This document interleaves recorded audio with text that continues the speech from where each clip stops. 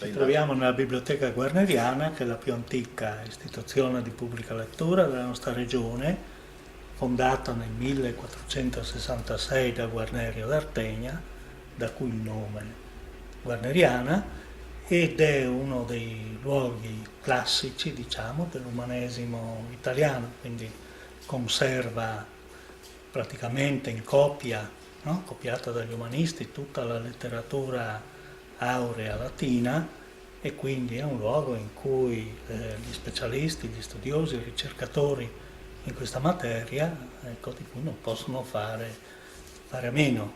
In Guarneriana difatti ogni anno c'è una presenza di numerosi studenti delle università di nostre, friulane, di Trieste e di Udine, ma anche di ricercatori provenienti dagli atenei un po' di tutta Europa, in particolare tedeschi, ecco, e perfino dagli Stati Uniti. Sì, l'aspetto curioso nasce proprio legato alla figura di questo studioso straordinario che era Guarnerio.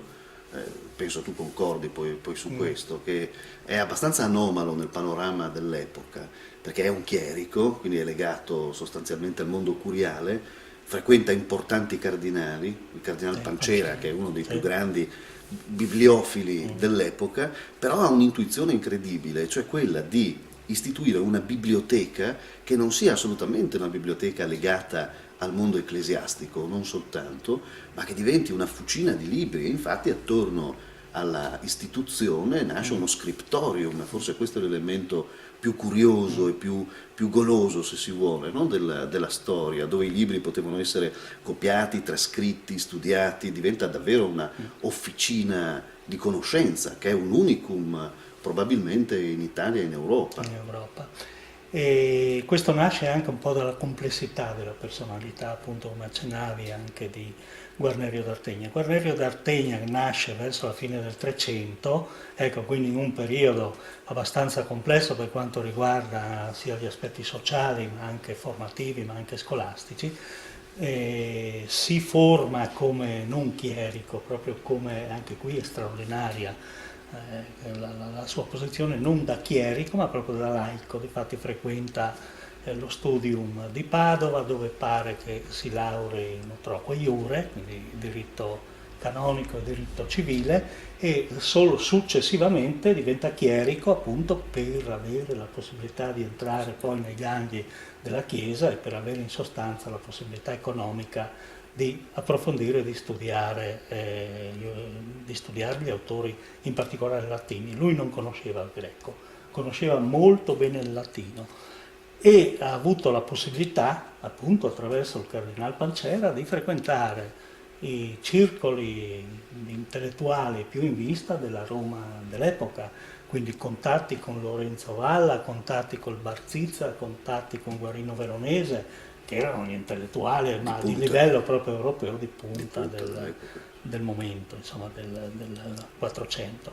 Da lì poi sale in Friuli verso il 1435 e diventa chierico, appunto per i motivi di cui dicevo prima, perché per il censo, per la possibilità economica poi di dedicarsi solo agli studi.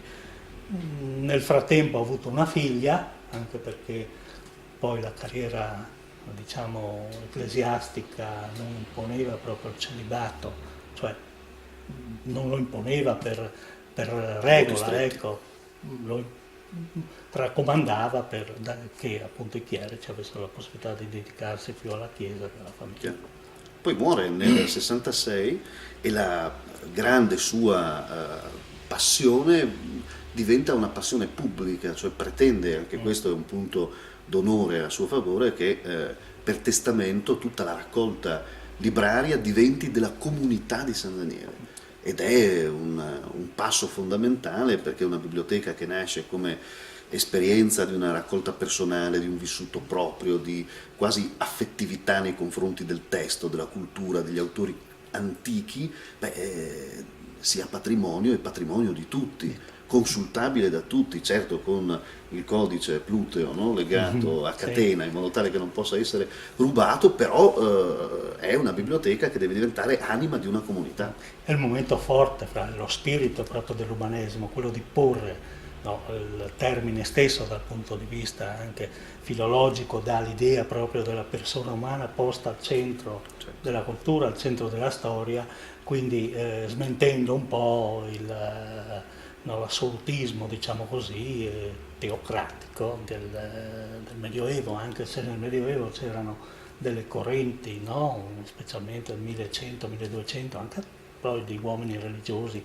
che tendevano sempre più a porre l'attenzione sulla persona, sull'uomo, ma con Guarnerio, con la sua testimonianza e con la testimonianza degli umanisti, dà veramente il colpo di grazia, ecco, a questa centralità di Dio nella storia per sostituirla in fondo con l'uomo, pur senza smentire poi la religiosità, perché consideriamo che nella sua raccolta ci stanno sì i libri di scienze, i libri di storia, però hanno buona parte anche i libri di teologia, le ricerche di pedagogia, sempre nell'ambito, no, considerando la pedagogia sempre nell'ambito del cristianesimo, diciamo, no, della dottrina, diciamo, tra virgolette, sociale della Chiesa di quel tempo e via dicendo. Però la grossa rivoluzione, diciamo, fra virgolette, che Guarnerio fa,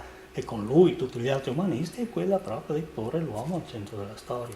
L'uomo è la bellezza. È la bellezza. Il codice che Guarnerio ama e che fa copiare, che fa trascrivere, è un esempio straordinario di armonia e di perfezione, esattamente come potevano essere i grandi affreschi che in epoca contemporanea cominciavano ad illuminare palazzi e corti d'Italia ed Europa. Qui tutta questa magnificenza, tutta questa perfezione, questo equilibrio si trova nelle lettere esaurate, nello specchio di scrittura limpidissimo e chiarissimo, in una grafia particolarmente curata e ricercata che dà un senso sì di cultura, ma proprio di compiacimento, di una simmetria, di un'armonia che l'uomo deve trovare proprio attraverso il libro, attraverso la contemplazione, che è laico poi come pensiero. Esatto. Sì, se in un primo momento c'è questo pensiero, diciamo, filosofico, no? Questo pensiero umanistico, poi esplode anche il momento estetico, no? Certo. Dal momento estetico che ci porta praticamente dall'umanesimo al Rinascimento vero e proprio, no? Ecco. È da dire questo, che se i primi libri di Guarnerio, no?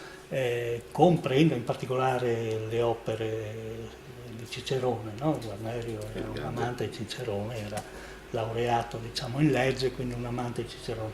Sono poveri dal punto di vista decorativo, però quando comincia con Virgilio, quando comincia con Sallustio, quando comincia anche con gli umanisti stessi, allora le sue opere, esatto, no? Vengono decorate, i codici vengono deaurati, c'è una magnificenza veramente anche di immagini, eccetera, che è straordinaria. Fanno straordinarie, anche queste cose fanno che la biblioteca guarneriana sia veramente straordinaria.